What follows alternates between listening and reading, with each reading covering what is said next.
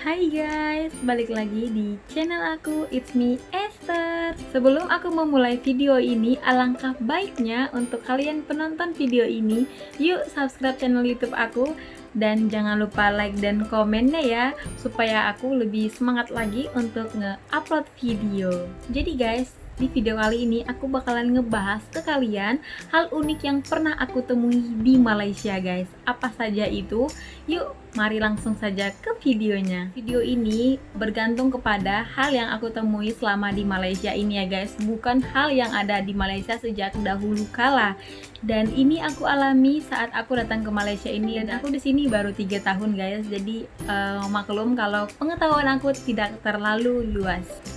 Hal unik yang pertama adalah Gojek atau ojol. Kalau di Indonesia itu banyak banget kan Gojek atau ojol. Kalau di Indonesia pakai aplikasi Grab pun ada Gojek.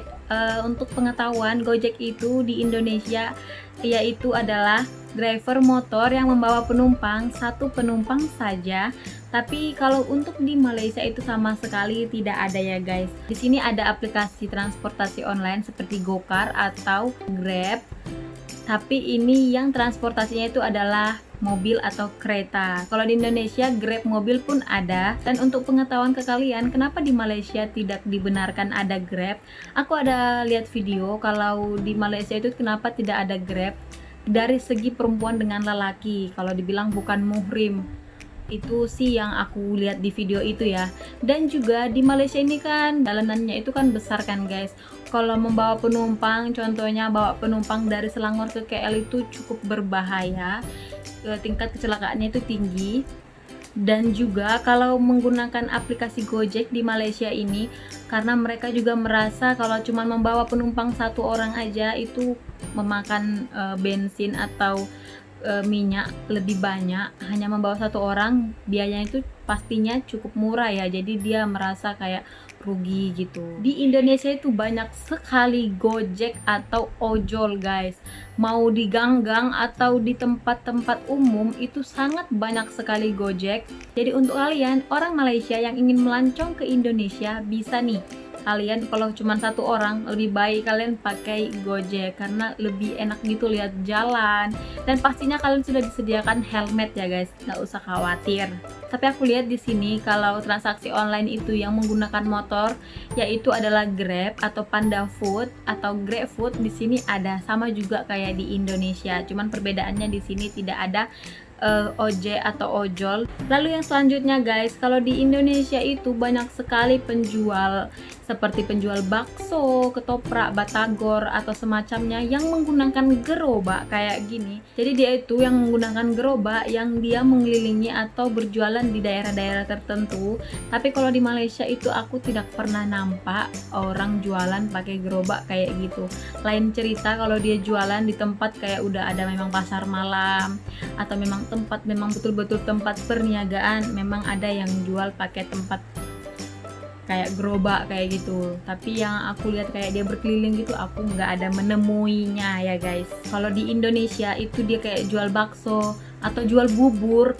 Nanti kan kalau biasanya di rumah kan kayak udah ada suara ting ting ting ting bubur, itu berarti yang jualannya lagi lewat depan rumah kita. Aku tuh langsung lari beli kayak gitu. Tapi kalau di Malaysia itu nggak ada ya guys. Tapi seru juga ya kalau kita nggak ada masak sama sekali, pas tuh ada gerobak lewat gitu, pas kita lagi lapar ya tinggal beli ya kan guys.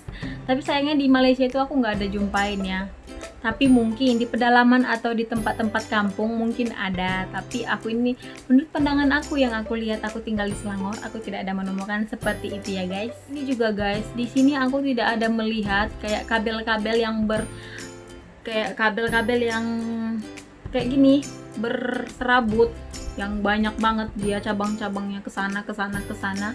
Tapi kalau di Malaysia ini aku tidak ada melihat, ada tapi tidak terlalu banyak kabel. Adapun aku lihat dari kabel 2 sampai 4 kabel gitu.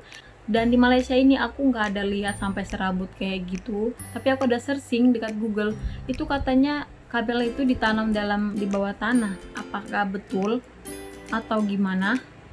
Apakah artikel itu menipu aku? Tolong komen di bawah untuk menambah wawasan aku ya guys.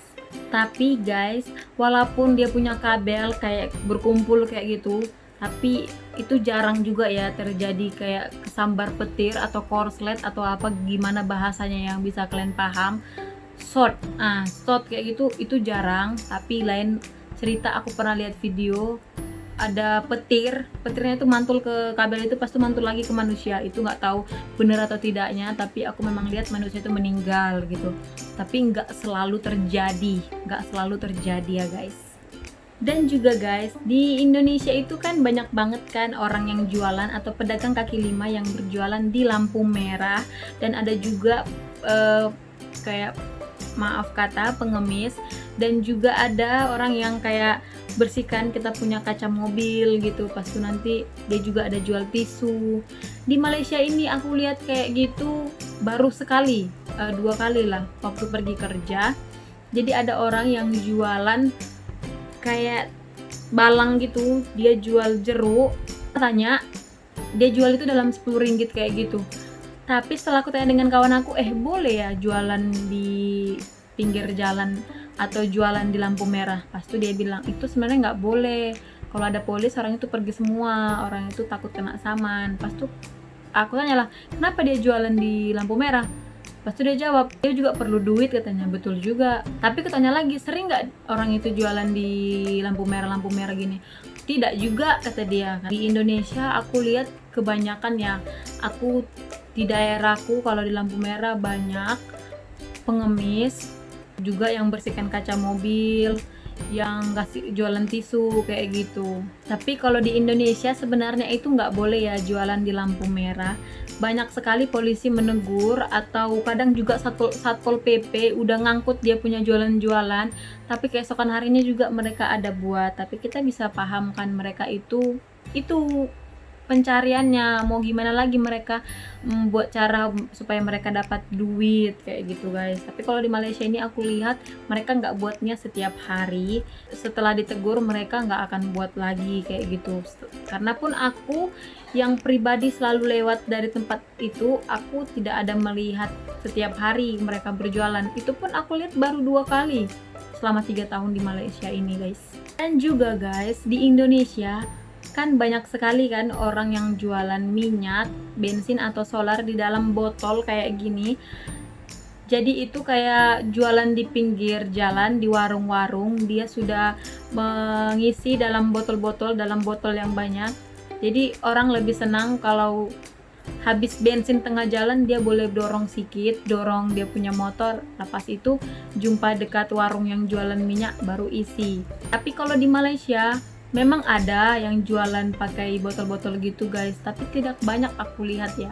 Kebanyakan memang yang isinya itu di Petronas atau di pom bensin. Tapi keuntungan jualan di pinggir jalan gitu ada baiknya juga guys. Jadi contohnya nih, ampere minyak aku itu rusak. Jadi aku pas mau pulang ke rumah, bensin aku itu habis. Ada baiknya juga aku lihat ada warung di depan jual minyak, aku tinggal dorong sebentar, lepas itu aku isi minyaknya. Kalau di Malaysia aku jarang banget jumpa kayak gitu yang jual minyak secara eceran. Ada beberapa tapi tidak terlalu banyak ya aku lihat. Apakah itu harus pakai lesen juga ya untuk berjualan minyak secara eceran? Itu sih aku nggak tahu ya, komen di bawah ya untuk informasi kepada aku. Dan juga guys, uniknya kalau di sini isi minyak itu kita isi sendiri, kita isi lepas itu kita bayar pergi ke counternya. Jadi itu memang diwajibkan untuk jujur. Tapi memang dia punya resit kayaknya ada. Aku nggak pernah sih isikan minyak kereta di sini, cuman aku pernah lihat teman aku aja.